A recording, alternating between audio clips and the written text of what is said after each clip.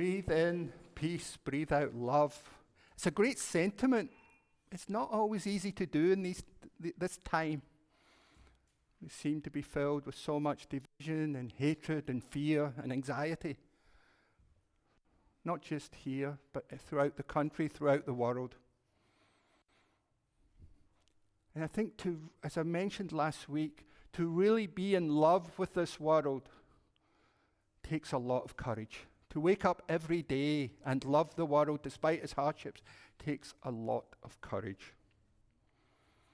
And today I want to talk about courage, about being that lone voice.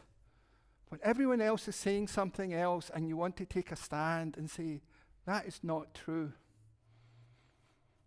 And I want to tell the story. It's a Hans Christian Andersen story, but a Danish writer from the 19th century, but he actually based it on a much, much older Spanish story about the emperor's new clothes.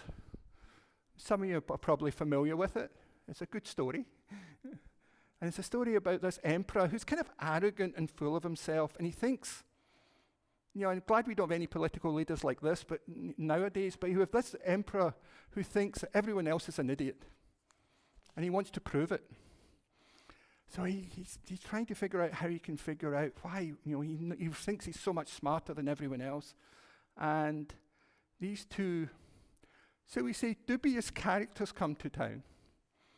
And they're talking to the emperor, and they say,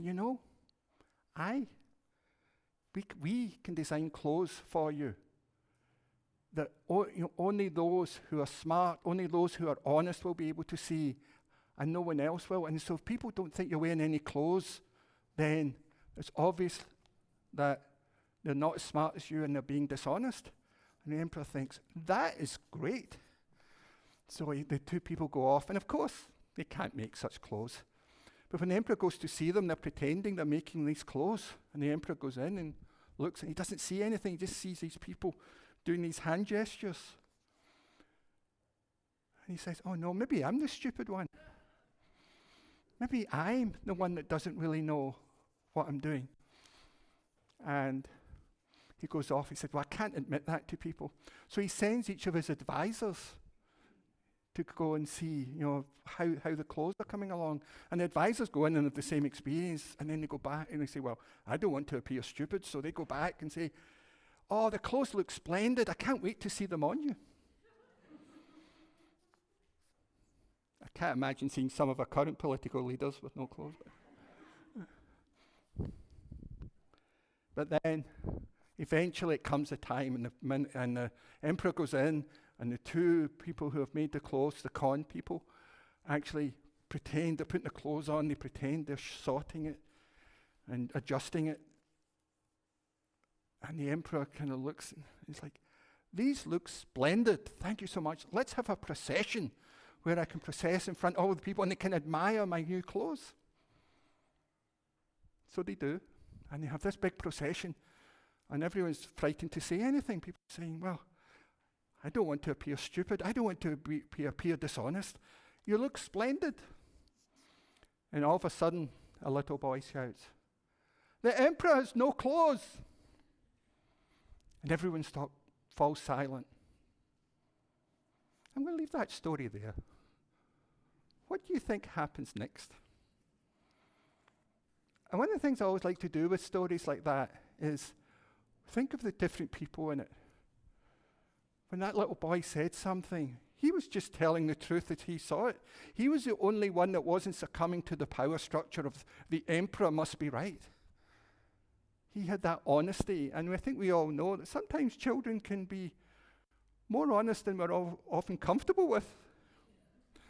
Usually about something very personal and to each of us. But then I also think about the king. How did he respond when he heard that? Did he march on ignoring it? Did he actually realize that did he have the courage enough to recognize that he might have been wrong? And what about the other people who, when someone actually spoke the truth, what did they think? Like, I wish I had said it. And I think we can each connect to each of the people in that story. In the actual Hans Christian Andersen story, the king just walked on, ignoring it. I think that's the wrong thing to do. I think we all need to have the courage to face up to the truths as we hear them. We also need the courage to speak the truth. You might think this is a story from the past, but I want to actually tell you a story from within Unitarian Universalism that shows you the struggle we have in being courageous to speak up. It was about a ministerial search committee for one of our churches. And the candidate for the church who was meeting with the search team was an Indigenous person, a Native American. And when he met the search committee for the first time, one of the search committee went up to him and went, "How?" Exactly. That's stereotypical, it's offensive. It's saying that Native Americans cannot speak English properly. It's so offensive in so many levels.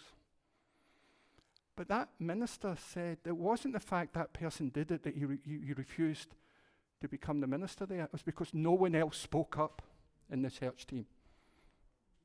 He said if one other person had spoken up there, he would have said, "I don't need to do this work on my own." So I think when we do speak up, when we do have the courage to speak up, then we don't know the impact it's going to have, who it's going to influence, who it's going to inspire as we move forward.